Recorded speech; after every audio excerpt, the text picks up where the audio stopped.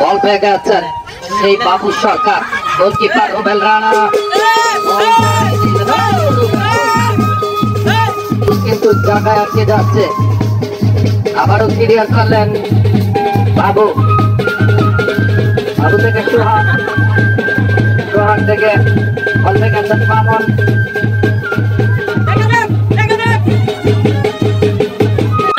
অনেক আছে, দেখা যাক। আবার মমিন রানা, মমিন মাছ এবারে দুর্ভাগ খাচ্ছে,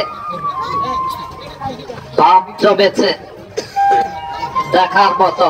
এই বৃষ্টির দিনে স্বপ্নের মাঝে স্বপ্ন দেখা।